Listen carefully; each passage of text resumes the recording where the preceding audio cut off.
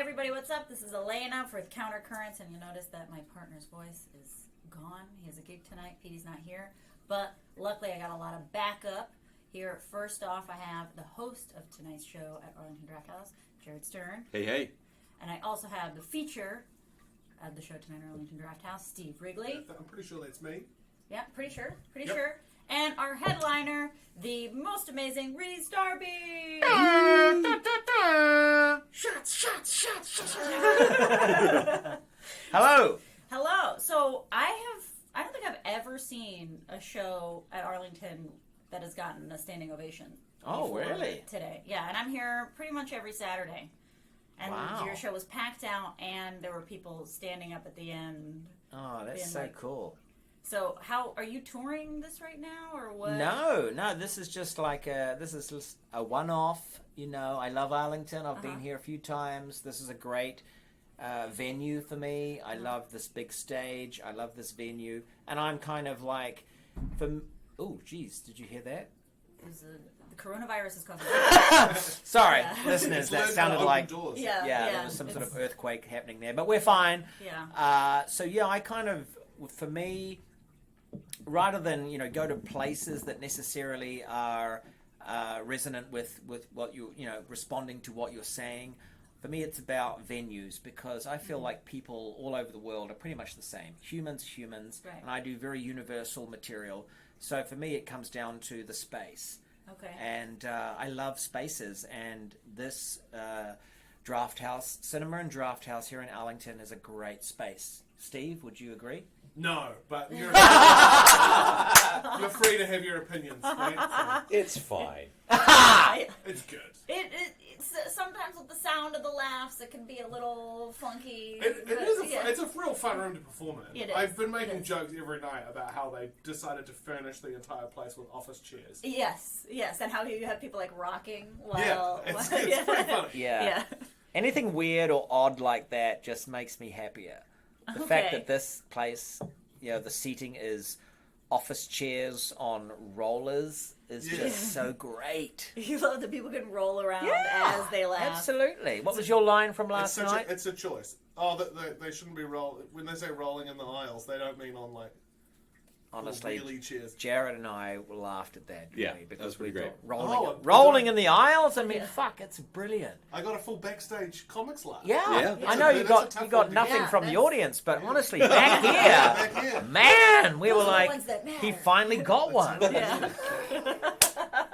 Wrigley finally nailed it. Woo! I was overdue.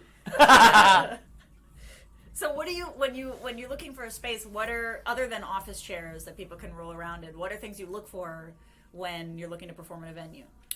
So low ceiling, people tightly packed, it being a bit dingy, people not quite comfortable, drinks are flowing, people who need a laugh from an environment that they've been working hard and they just are itching for it. And you can tell pre-show when people via the chatter, by people's hum, the is that the right word? The hum, I think that makes sense. Yeah. I think desperation just makes everything easier. Yeah. So when you say you like it to be a little bit dingy, why do you think it's better in a venue that's a little bit dingy versus like something fancy? If you're comfortable and you're relaxed, you won't laugh as much. You need to be slightly out of your comfort zone, and then the comfort comes in the comedy. Right. It's like, I think it's important. I mean, I've done this for years. These guys, I'm sure, have done it for years as well. It's 20 years for me now, and I'm just used to. I just know when it works, where it works. Right. And this is one of those places. And you say you've been doing comedy 20 years. How do you guys know each other? We're comedians from New Zealand, so this is it. This is the whole. There's only a handful of us. I'm literally sitting in between. This is half the New Zealand comedy scene. There's one guy holding down the fort back home. Yeah. I first met Rhys. We have a comedy festival in New Zealand. It's very different.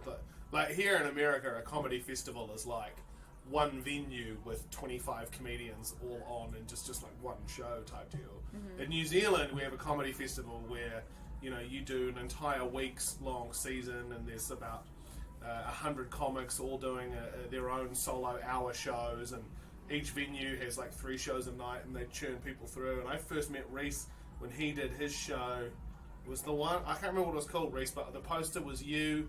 It looked like you had an acid tab on your tongue, but when you looked closer, it was a picture of your face. The Neon Outlaw. Neon Outlaw, that was it. Yeah. And I had dancing girls doing backup on that show. That's right. Oh wow. Yeah, it was when I'd really got too big for myself. Oh, so you've had like backup in your stand up. I don't think I've ever. I heard of did that stand before. up, but I had 2 backup dancers. That's It was So crazy. like, But you that's did a what people do. punchline and then they did some moves, or like how? No, did that because my work? shows always had a narrative, and so Okay. in my show I was a stand-up that was trying to sort of get to some point in his life where I was getting on a rocket going to space, more than likely.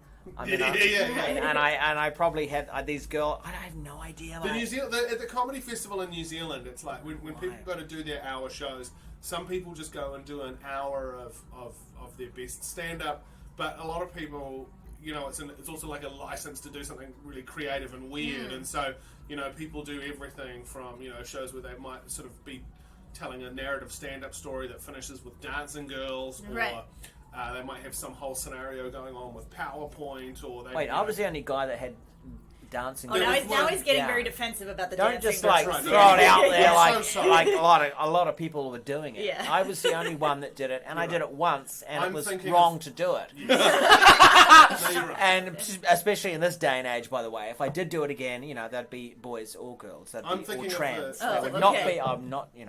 I'm thinking of the show with dancing girls that had the one stand-up comedian come out at the end.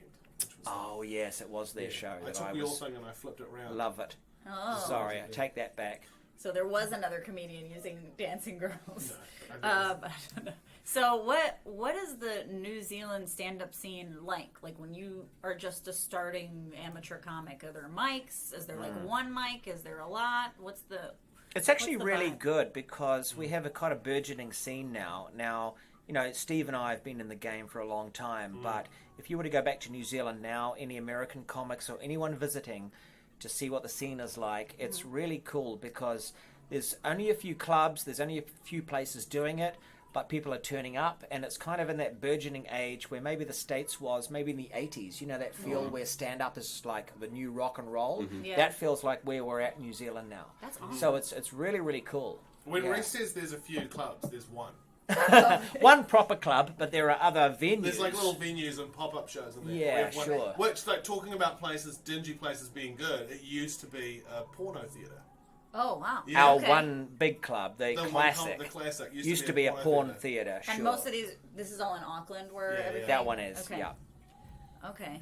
But And the scene's pretty. It's just good because it's so small as well. Like, I was talking to someone about it today, and I said, the biggest difference between I think New Zealand and the States would be that, like, the best stand-up comedian in the States, the literally just most naturally funny comic, might never get discovered and might never get on television and might never get Right. special. Yeah. They might be out there right now Right. in Ohio Because it's so grinding vast. it out because Yeah. it's so vast. Yeah. But in New Zealand, if you're good, like if you can be funny on stage, you are going to get noticed and you are going to get put in a Somewhere. good spot somewhere. Right. You can't Yeah. go unseen. You It's won't be impossible. ignored. Yeah. right. It's And- the big fish in a small pool sort of concept. Yeah, or I would say the weird fish Yeah.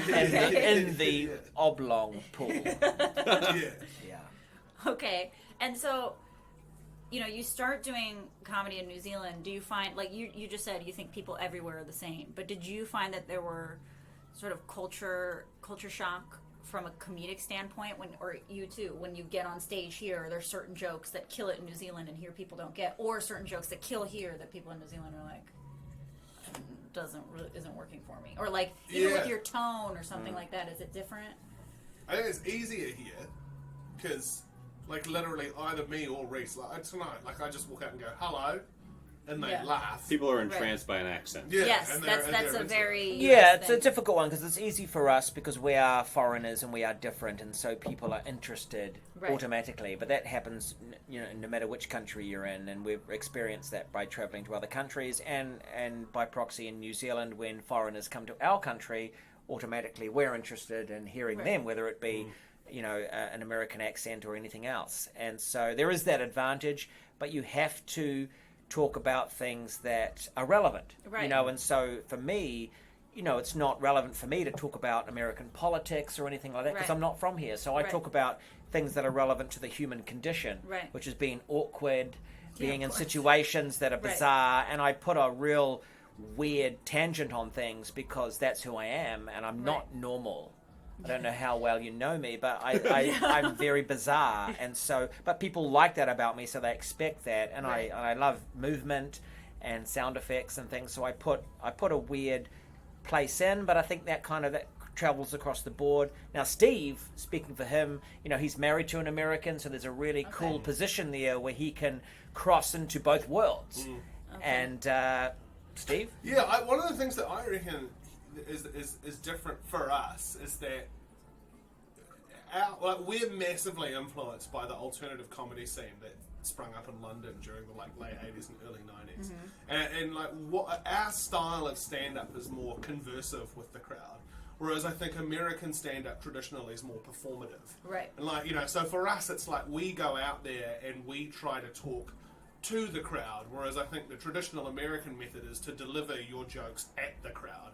Right. And I think that's what it's one of those things for us that also makes us different. And when I first came here, I was really concerned about, you know, whether people are going to get into that. But yeah, I mean, it's kind of neat coming here and doing our stand-up because, especially in, you know, some places you go and, you know, we kind of like to engage the audience and get into it, and you can have those things where some crowds are like, wait a minute, it's like he's talking to me. What's Right, going right, on? right. You know? Yeah, But yeah, we sort of engaging. have more of a conversive than a performative style. And I don't know, I think it's fun to kind of bring that here and do that. But I don't know, like I've found that because most of what I do is telling stories about my life, being a New Zealander who's married in America, and when I go back to New Zealand, I'm giving the New Zealand perspective of that, and when I'm in America, I've kind of again got that tie, so, you know, it's just, I sort of might pitch things a little bit differently, but on the whole, comedy's a pretty universal language, everyone's speaking English, so, you know, it's, Yeah. What about Yeah, Jared? How you know you've watched two Kiwis over the last couple of nights. How can you say that we're kind of a different? Is it relevant? Like, is it obvious to you that we're a little different to some of the locals? I mean, I wouldn't say you guys are super different. I mean, you have both have very animated styles. Steve enjoys yelling vocally. a lot. Yeah. But Is it bad? Is it bad? No, it's No. fucking comedic yelling. but no, for but sure. but Come on! Yeah. But funny is funny. I mean, it's. That's right. Because I always find that really weird when you see an American comic and he's talking about something that upsets him. But he's like, yeah, so I'm really upset about this. And I'm like, you don't look upset. Right, right. I'm talking about want how people to something upsets believe. me. I should be upset when I'm talking about Right, it because right. it's a conversation, you know? Right. But I don't know. And But, so, when did you start performing mic-less, like with the Madonna mic? Oh, well, very early on, because I realized I wanted to express myself physically more. Yeah. And I didn't want to be stuck behind that mic on a stand because just in general, I like to express myself physically. And yeah, physical performance became part of my shtick. Yeah. So, it's interesting how it changes things, though, because we did a gig together in Charlotte last year, and they didn't have a headset mic for Rhys, and so he had to go on handheld. And it was like I was talking to him about that at the time. It was one of my favourite sets I've ever seen you do, because you were performing in a way that you weren't used to. You just went fully off the cuff. yeah. Fully freestyled your face off for like 45 minutes, and it was Wow. hilarious. But you Okay. know, it's funny how you sort of just the difference between holding something and talking into it and having your hands free It's completely so- it's changes so the way different. you, It the Changes way you dramatically. Yeah. In fact, I would say this to all comics to try and step it out in a different way, to maybe go micless or Yeah. go with like a face mic, which I've done, because then you can be more physical. And for those that are physical, to restrict it back to a handheld and see how that changes your performance, because it really it actually teaches you to move in a different way. Totally. Yeah. I've been at shows where I've had to go mic-less because the mic went out. Real dingy places. Yeah, right. You know, but I know. at first you feel almost more exposed because it's almost like a shield between you and the audience, and Sure. then suddenly when you Yeah. don't Yeah. have it, it's like your Yeah. heart's open Yeah. to people. But then within seconds, I was like, oh, I like this better. I just keep yelling, so it doesn't Yeah. make much of a difference. Right. Yeah. Well, Oh, you yelly use- pants is fine. Yeah, you use your voice more. Yeah. It's always funny when you do. I remember doing a show in like a 40-seat venue during a comedy festival, and the microphone cutting out, and then Realizing you don't need a microphone. really you don't need it. And be like, it's kind of an Yeah. ego trip here to kind of Yeah. have this. You know? That is a New Zealand thing Yeah. too. To actually, sometimes I think maybe our mics aren't good, and Okay. so we do just, talk loudly. Yeah. Now, some of the sound effects kind of stuff I do, it really does need the amplification of a mic. Right. Otherwise, it just doesn't work. Like Right. my sound effects, people think, oh, that's amazing, but without the mic, it's like, oh, I can't even. It's just pathetic. Right. So on those occasions, I'm beholden to the mic, but also at the same time, if I'm talking away and there's a crowd that is just like too drunk or not interested, if I go into a really loud amplified helicopter sound through a microphone, people will just be quiet and go, wow, Yeah. what? Yeah. If it sounds really good, it sounds really good. So I have that little trick up my sleeve. So do you just? How does that work? Do you just the people are talking and you just do the sound out of I'll nowhere, just do or it. do you Yeah, I'll set just it go, up? wait, listen, what's that? And I'll do a massive Black Hawk helicopter really loudly on a microphone. But like at this venue that I don't, just some venues it can be really, really, really good. And I don't need to do it, but sometimes if I have to, I could do it. But, and I've also done like passing F-14 Tomcats, like massive jet planes. Okay. Breaking the sound barrier. Okay. Oh yeah, that's Yeah, loud. That'll so that'll do it. It's boom shit. And people Yeah. are like, wow. Yeah, I mean, that'll is it work. funny? I don't know. But if you go Funny that he's doing But it's it. loud. exactly, It's loud. Do you know what? It's funny. How was tonight? Loud. Yeah. It's funny that you enjoy it. That's what's funny. It's funny, Yeah. and I think Funny it's my thing to me face is- as I do it. It's my You face. do those things and you It's look so stupid. proud of yourself. Yeah. Because you've just made a dumb sound, but your face is always like, I've just literally done the greatest thing I think Yeah, you'll ever see. and I do it like a move, like my like a jazz hands, and I'm like jazz hands, and like people, I just did that, and it's so stupid. So you're talking about coming up in the London alternative comedy scene in the early '90s. You guys both did that. What? Well, No, I say that 2000s. influenced us. 2000s, That's okay. what influenced us. Yeah. Oh, okay. Sure, yeah, all that What, sort of. what comedians and stuff was that? Because for the New Zealand International Comedy Festival that I was talking about earlier, they, it was comics from, like our international guests were always comedians from London and Scotland and Britain. So they would come out to New Zealand and perform, and we'd meet them. But Rhys actually was I spent a bit of time there, but Rhys, you lived there for ages. Yeah, I mean, I did the full, nearly a decade of Flight of the living Conchords, you did it all in out of London, yeah. right? Yeah. Well, yeah, the radio show was out of London, 2000 and I want to say 2004, 2005, and then we got the TV show in America, 2006. We did the pilot for that. But yeah, but pre that, 2002 onwards was I was UK based. And what was comedy like there? Was that an interesting jump? Because did you go there at a point in your career where you already very established by the time you went to London? Or was it you got to London and that's where things started to happen for you? Established as I could be in New Zealand. Right. Hit the ceiling pretty early on, like maybe Right. week 3. Yeah. And so, but also really what it was for me was just like British comics telling me that my stuff would work in England. Like Adam Bloom, he said to me, you need to get over to the UK because your stuff is, it's universal. You're talking about mermaids and jetpacks and dinosaurs. This is stuff that everyone can understand. Right. I mean, is it funny? No, but people understand it. People sit there and go, I know what Right. a dinosaur. Right. Time machines, and things like that. It's just weird stuff. And so I came over there, and I wanted to because it was the motherland to us. From New Right. Zealand, where I grew up watching British comedy, and so to get to the Mecca was to impress the British, and that was the big thing, and that's what I put the hard yards in. And people that may not know this, there was like 300 comedy clubs in London itself. Wow. That's insane. It's just the Mecca, and they pay cash money. Yeah. Like there's just Wow.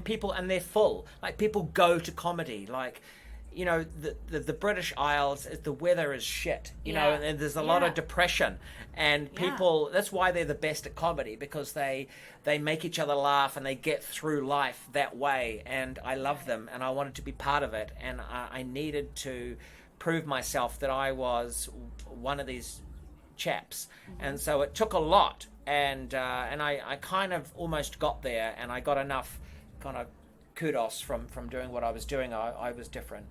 There's a cool thing about the scene over there as well that I think is another big difference to here is that, like Rhys is saying, like comedy was the brand there. So like you wouldn't go to like here, you know, a comedy club has someone famous who's on TV headlining. Right. No one. It's You not don't about that in over the UK. You don't even check to see who's on. No, You just the comedy club is the brand because the and the standard's going to be good. the standard's Right. going to be high, and the comedy club is all about who does the booking and who picks the act. So you would go, and people like Rhys didn't have like a famous name or anything. No. there, but they would book him because they knew we put this guy on for 30 minutes in any point in the show, and he's going to do the job. And so it was a really cool thing to be able to go and do because. And they paid really well, like £300, which or whatever for a What? gig, which in New Zealand was like about $1,000 Oh, or something. You know, yeah. when you got it back home. Yeah, I not had a- straight away, but once you sort of get up, you've got to rise Right. up through the ranks for sure. Right. But and also, let's not forget that you're dealing with an audience that, you know, they can be harsh. Ruthless. Yeah. They're used to the best. So if you Yeah. slip up or if you're not funny within 30 seconds, they're going to be heckling. You know, Right, it's not right. some Americans are lovely. They're kind of like, oh, this is great. We've got comedy. You know, Right. the British are like, you better be funny, otherwise we're going to throw shit at you. Right. So it's a real harsh lesson, and I think, like any American comics out there, I would recommend you try British clubs. You get to the festivals over there, like Edinburgh, and other ones, because you are going to gain so much skill from it. Right. That's awesome. Sink or swim. So, what does everybody have coming up? Nothing. Nothing. The classic right, answer. Yeah. Thanks for your time. Yeah, this is it for me. This was kind of the peak. But no, in seriousness, my podcast is out on Spotify. It's called Aliens Like Us. So if you're into the weird, the paranormal, if you want to know the truth, and you want a bit of comedy on the side, Okay. listen to my podcast. Okay. And other than that, you know, keep an eye on the sky. It's Wash really your- good. wash your hands. Okay. Wash your- Oh Wash yeah, your keep hands. washing your Wash your hands. hands. Yeah, I wash don't know your when hands. this is going out, but if anyone's still alive out there, Yeah. you know, This is on Monday, so Team- it might all be over by then. Yeah. Could have all blown over by yeah, then. Yeah, Yeah. we could all be, or everyone could be stuck in their houses with nothing to do, hopefully listening to this. So, Yeah. anyone Yeah. that you know, just follow us, because we do so many things. Comics generally, you know, we might just do stand up, but we also generally like write or do TV stuff. I appear in movies and things. Whatever comes up, I never know what's around the next door.